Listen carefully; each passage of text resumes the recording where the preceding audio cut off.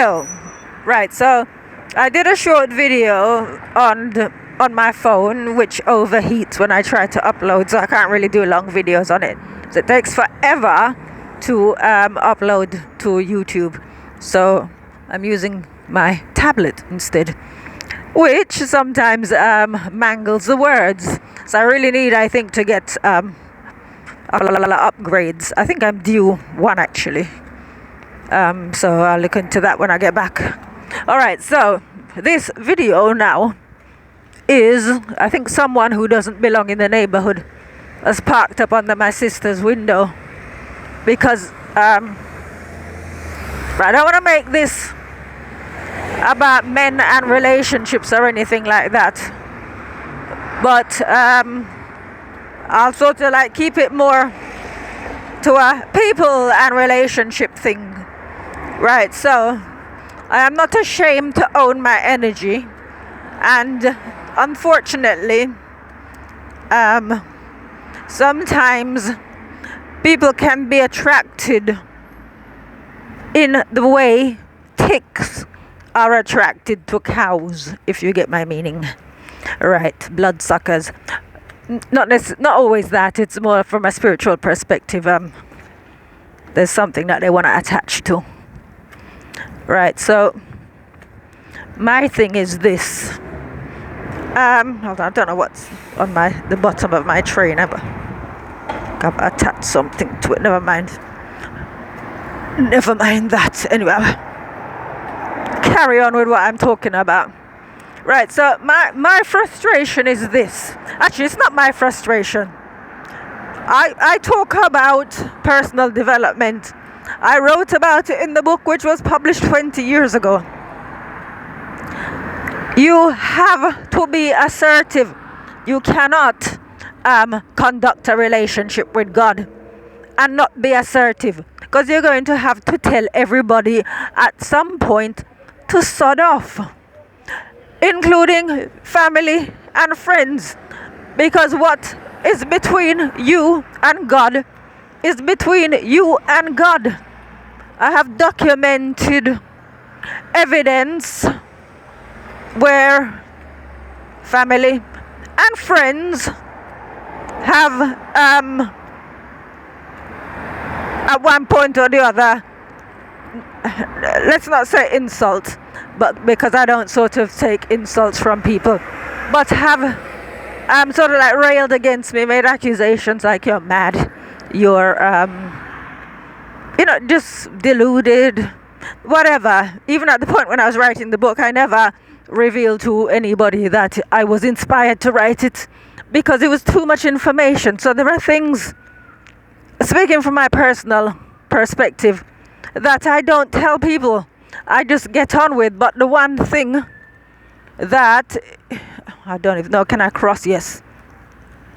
The one thing that is important, as I said, if you want to have a proper relationship with God, you're gonna need to be assertive, because you're gonna need to tell people to get lost. You're gonna have to be willing to walk away from family, friends, your job, whatever it is that you have to compromise on. If you have to sort of like make a choice between that and God, you're going to have to choose God. Plain and simply, you cannot. So you can look at the example of Abraham with Isaac. It was sacrifice your son, and it was a test, right? But Abraham was that close to God that he was willing to do it. I'm not saying that anybody needs to go and sacrifice their beloved family member or anything like that. I am saying that if your family is running their mouth, they don't approve of anything that you do, same with friends, you need to get rid of them. Did I really just say that? All right, I'm not here to give advice. I'm telling you what I did. There is nobody in my life who can tell me anything unless I solicit them for advice, like my friend Margaret. I have one or two friends, and we talk, and I will say, like I saw Margaret on Tuesday, I believe. Right, and I thanked her for something, but her boss was there. I didn't realize he was there. And I was like, and she's going to thank me for what? She's very innocent, let's say. So I phoned her afterwards, and I told her what it was for. And she goes, oh, because we hadn't too long talked about it on the phone before I went. And it's like, oh, it's like nothing. Right? Me and Margaret have been friends. We used to work together back in the 90s, mid-90s, when we were 26 years old. Right? So, no, when I was 26 and she would have been 22, because I'm 4 years older than her. And the only reason why I can be friends with her is because she's not in my business. She will tell me honestly what she thinks, but she believes in God as well. And if it is the right thing to do, she will encourage me to do it. There is no jealousy in her. She's not going to tell me, oh, you should do this instead, don't do that, whatever. She comes with a pure heart. Right? Now, I know that family and friends do not necessarily wish us well. And I will not so much give bad advice. But I remember I was going out with this guy, and his family, who don't even know me, his sister was telling him not to trust me. Don't trust her, because it's like, I don't know the sister. She doesn't even live in this country. You see, and this is how people listen to people. And the thing is, we got on great. Who knows what could have happened? But he was more interested in what his family think and his people at church and all of that. Right, so, whatever. I won't sort of go into that, but I'm just saying how people can push up themselves and you go and listen to them and they spoil things for you. Right, oh gosh, I'm going to have to turn back round. I'm actually on the road doing an investigation. I'm hoping to bump into somebody who shouldn't be around here so I can confront them. But we'll cross that bridge if we come to it, and you'll probably hear it recorded. Right, so so as I was saying, it's that kind of thing. So, like for example, I want to go back to the what do you call it? Swimming pool gate. Right, there were people in the swimming pool when this woman was running her mouth last Thursday. Do you think that I would be in the swimming pool and there's some nutcase in there talking to somebody and I'm not going to jump in the middle and deal with her or him? And I've done this. I have a track record of standing up for people. So there was one woman in there and she played deaf. I know what's going to happen. Right, so it's sort of like, this is why you can see things happen in society to people and they get left to it. Right, because nobody challenges the assailant or the abuser. Right, so anytime I get into situations, I study and I keep the experience for material. Like I just said to you, the guy was going out with the sister that I've never met. Don't trust her. Again, a woman. Right? I know why men listen to women. Or their mothers. I mean, I don't mean that in a horrible kind of way. But sometimes the mothers are, they're possessive of their sons and all of that. Whatever. But the whole, I slightly digress. I don't know how I come to this point. I think, I'm talking about assertiveness. Where some people are just bloody cowards. And there's something going around them and they will just keep their mouth shut. I've seen this so many times in my life. And I'm always looking. Actually, I shouldn't say I'm always looking because it sounds bad. But I don't shy away from confrontation. If I see somebody behaving badly, I'm going to deal with it. I will step in. That's why I'm not afraid of walking on the street late at night. Because if somebody wants to come and step to me, and you've heard sometimes when I'm out here walking, even the other morning I was walking 3 o'clock in the morning, 3:15, and some guy pulled up and was asking me, what am I doing this evening? Right? And I am not afraid to talk to people and say what's on my mind. Right, so I just want, it's not so much I'm frustrated because people can do what the heck they like.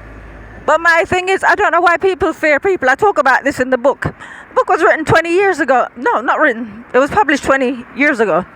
And there's a passage where I'm asking the question, why are people afraid of people? You just come out and say whatever you have to say. It's just another human being. We are not here on this earth for our family, our friends. We are here because God put us here for His purposes. If we believe in God, right? That is if we believe in God. I don't know people who don't believe in God, what they think they're here for. But I know what I'm here for. I'm not here to please people. I am here to serve God as best as I can. Right? And there are things that I need to do that people, like for example, I talk about my patriarchal blessing, and I've shared the passages that you cannot dispute. Because I said when I was 18, I was still in my shy phase. That was something I had to work out of me. If you like, I was timid. I worked that out because I wouldn't be able to do the things that He wants me to do. Right?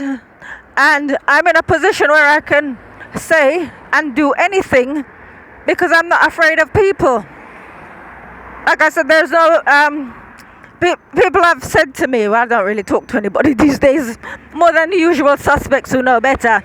But sometimes people say, what do your family think? What do your friends think? And it's like, it's not my family or my friends' business to think anything about what I do, what I think, how I present myself. It's nothing to do with them. Their business is their business. My business is my business. And in the Bible it says in the last days a man's enemy will be those of his own household. You don't say. Right? So this is probably all over the place. Because like I said, it's not frustration, it's just there's a lot on my mind. Because I'm seeing so much weakness, so much cowardice where people just can't do the right thing. Like I said, I meant to talk about that woman that was in the swimming pool. I see her most mornings, she comes in as a Chinese woman and she swims and she's very friendly, but when it came down to it, can you imagine if it was a situation when I'm on the street? She would do like she doesn't know me. The woman was in there like she was blind and deaf. She was right there. Not a word, nothing. And I'm thinking, my gosh, I can't stand cowards anyway. I never have been able to. When I was at school, I used to look out. In fact, going all the way back to when we just first moved to Jamaica, I used to be standing up for the sister that I'm looking after, and she's nearly 4 years older than me. And at the time, I think I was something like maybe 5. So she's 9, and I'm 5, and I'm standing up for her. I've always had this thing in me where I can't stand injustice. So, but the thing is, the worst thing for me is, speaking personally, if somebody's trying to tell me what to do, and we don't, we're not of the same level of intelligence or on the same path. Right, straight away, I pull myself up to my full 5 feet, half an inch. And it's like, who the hell do you think you're talking to? You know what I mean? Not doesn't have to be verbal, but spiritually, my energy just comes out. Right? So I don't understand why people are afraid of people. And it's sort of, again, with this bloody political correctness and, sort of like not wanting to offend people.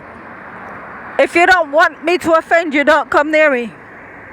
Right? It's simple as that. Don't come near me if you don't want me to offend you. Because I'm going to hurt your feelings if you think that, whatever it is that you stand for which is completely against anything that I believe in, that I support. Your rights aren't going to trample mine. Right, so that's basically how I feel. So before I came out, I was watching a video, and it was one of those, oh, don't get rid of the smartphone. They're trying to go down the route of cashless society, blah, blah, blah. Let them bloody come and try and come and dominate me with whatever it is that, whatever power and control the powers that be want to exert. Let them come. I don't care. They can do whatever they want to do, whatever they want to implement. They had their vaccines, they had their masks, they had whatever. I didn't yield. Let them come. Because God is bigger than all of them. This is the thing people don't understand. If you have God, if you're standing behind God, with God as your protector, you don't have to worry about anything that anybody can do. Right? So I'm going to sort of wind up here, because this is... I think I've said, I've delved into more things than I intended to, and my dark side, actually not my dark side, my assertive side was showing a little bit strongly there. So I'm going to kind of wind up, but there's just the whole point that nobody needs to be afraid of anybody. Nobody's friends, family, boss, whoever, church leader, whoever, none of them is more important than God. If you believe in God, God is the only authority that you need to concern yourself about. I don't like to give people advice, but I just feel very strongly about this, because I see so much cowardice in the world. I just see so much of it. Sorry, like there's, I don't know the name of the guy, but there's this film director. He's just married Rita Ora, and they've trawled through his tweet where he said something about Caitlyn Jenner, and he's like, oh, cancel him or whatever. You think anybody could come and talk to me like that? Do you know what I mean? It's only because people sort of like bow down and, oh, I'm so sorry. If you say something, why are you sorry? Don't say it if you don't. If you're gonna have to say sorry after. There is nothing that I've said or posted on social media that I'm sorry about. And should the time come and they want to come after me, good luck. Right, I'm ending here. So I just gotta go and get my watermelon and my sister's grapes. So have a good night, and I'll see you guys. Take care. Bye.